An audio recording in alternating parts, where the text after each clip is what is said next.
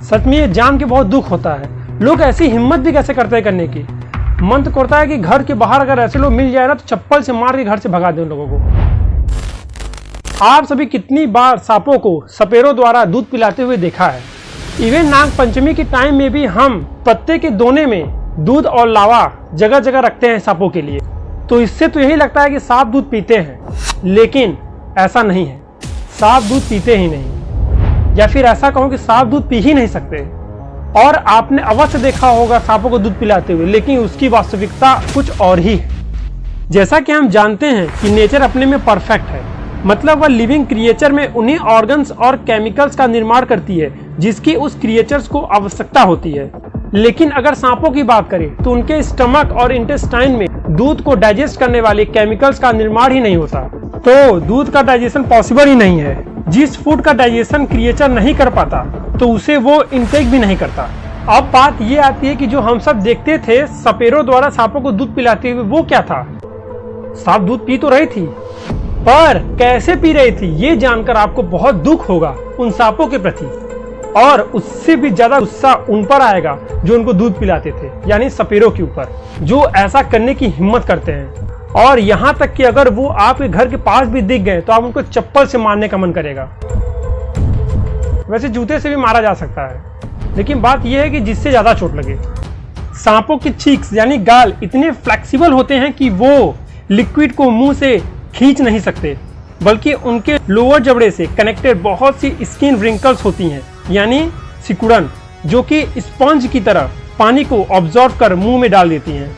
लेकिन वो दूध को एब्जॉर्ब नहीं कर सकती, बिकॉज मिल्क एक कोलाइडल सॉल्यूशन होता है और इसके कारण पानी के कंपैरिजन में दूध थोड़ा ज्यादा गाढ़ा होता है।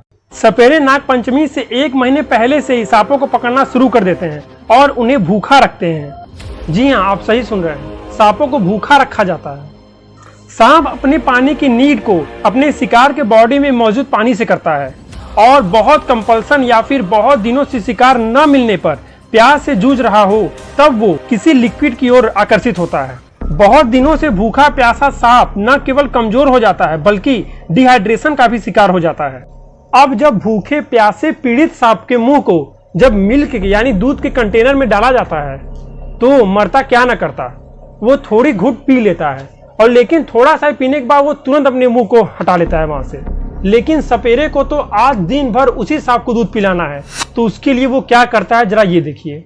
जैसा कि आप इस इमेज में आप एक ट्यूब शेप के क्लिप के बीच में एक ओपन एंड ट्यूब देख रहे हैं। यह ग्लोटिस है, और जो एक ट्यूब दिख रहा है वह ट्रैकिया है, जिसे विंड पाइप और ब्रीदिंग ट्यूब भी कहते हैं। ट्रैकिया एक लंबी सी पाइप होती है जो कि हार्ट के पास पहुंचकर 2 पार्ट में डिवाइड हो जाती है। One is left and other is right. Both part is connected to their own and their lungs. एक पार्ट उसका छोटे वाले लंग्स पे जुड़ जाता है जो कि अंडर डेवलप्ड होता है, और दूसरा पार्ट उसके राइट वाले लंग्स में जुड़ जाता है जो कि एक फुली डेवलप्ड होता है और काफी बड़ा होता है। जैसा कि ट्रैकिया से सांप ब्रीदिंग करता है और इसके लिए वो बाहर के एयर को अंदर इसी ट्रैकिया के हेल्प से लेता है, तो सपेरा क्या करता है कि जब वो सांप को दूध पिलाता है तो उसे कुछ इस तरीके से पकड़ता है। ऐसा पकड़ने से सांपों की विंड पाइप जो है वो दब जाती है, और 8 से 10 मिनट में उसके लंग्स की ऑक्सीजन समाप्त होने लगती है।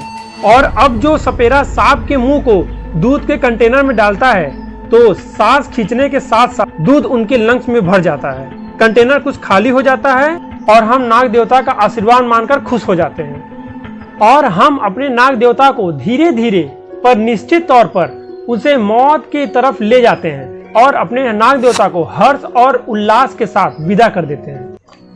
सबसे पहले तो जब सपेरे सांप को पकड़ते हैं तो उनके जहर वाले दांत तोड़ देते हैं। एक तो उससे उनको तकलीफ होती है, फिर ऊपर से उन्हें दूध पिला देते हैं जो कि वो पचा नहीं सकते, तो वो दूसरी तकलीफ हो गई। और वो कैसे तकलीफ करता है जरा ये सुनिए।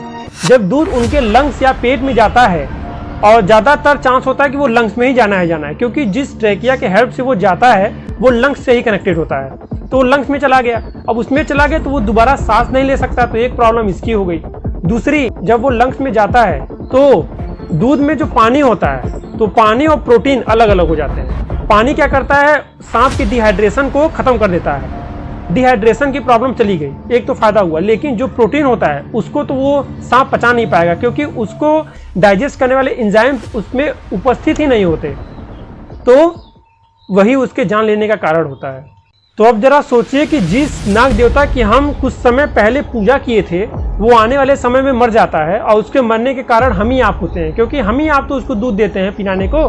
तो उस पूजा करने से क्या हमको श्राप मिला या आशीर्वाद? कमेंट करके जरूर बताइएगा। वीडियो को लाइक नहीं किया तो लाइक जरूर कर देना, वीडियो को शेयर करो ताकि और सब भी इसके बारे में जाने। शेयर जरूर करो। अब तक आपने स्ट्रीट फैक्ट को सब्सक्राइब नहीं किया तो सब्सक्राइब कर इस नोटिफिकेशन बेल को भी ऑन कर देना, क्योंकि ऐसी इंटरेस्टिंग वीडियोस आती रहेंगी। फिलहाल ये वीडियो इंटरेस्टिंग तो कहीं से नहीं था। वीडियो को पूरा देखने के लिए आप सभी का बहुत बहुत धन्यवाद।